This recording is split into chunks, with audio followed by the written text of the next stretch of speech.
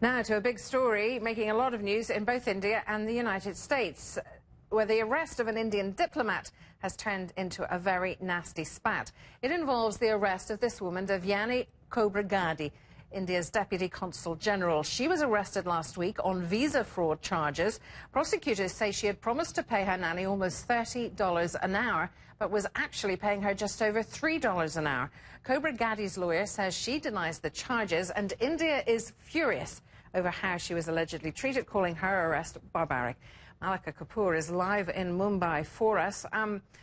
Mumbai has taken a number of procedures, I should say, actions against the United States Embassy and diplomats there. First of all, tell us about that before we go on to the wider implications of this spat.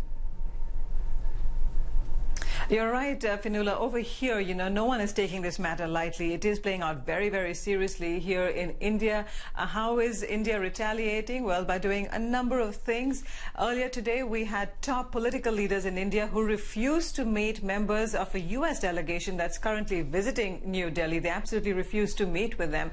That's one step. And earlier, we also saw in New Delhi, we saw the Indian officials remove concrete slabs outside the U.S. embassy, these large concrete barriers which have been there for ages to beef up security around the embassy. Well, that's been reduced severely today as well. And we've also seen India take a very unusual step of stripping U.S. diplomats in India of their identity cards, which means that their privileges, diplomatic privileges such as access to lounges in airports, that's been taken away from them as well. And still, some parliamentarians in India are saying that that's not enough. No words are strong enough to condemn this action of the U.S. authorities.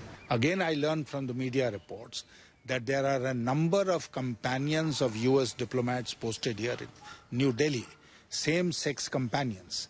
What the government of India can do immediately is to cancel those visas, arrest all these companions, put them behind bars. As you can see, Finula, some strong words there, some strong suggestions from that parliamentarian, and this is really looking like it's turning into a tit-for-tat kind of situation here.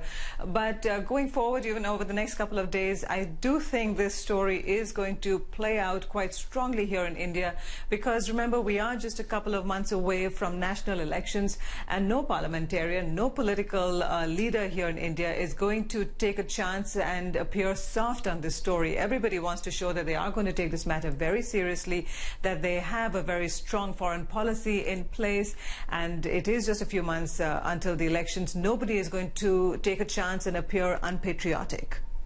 So the issue there for the authorities in Delhi is that this woman is a diplomat and should have been treated as such.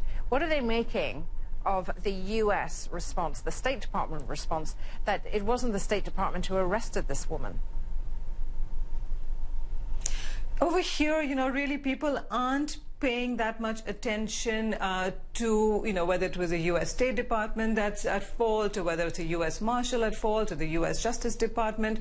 Over here, people are just paying attention to one thing, that this woman, who is Indian, who is an Indian diplomat, was arrested in public, was strip-searched, was held in a prison cell with drug addicts, with people like that, and that it's absolutely humiliating. That's the way the story is playing out in India, that an Indian diplomat should not be treated so poorly, that this is humiliating behavior, and people in India say that that's shameful, that's despicable, and they want none of that. So over here, really, no one is paying attention to these technicalities about who arrested her. No one is really even having a dialogue about whether what she did was right or wrong, or legal or illegal. What they're objecting to is the way she was treated.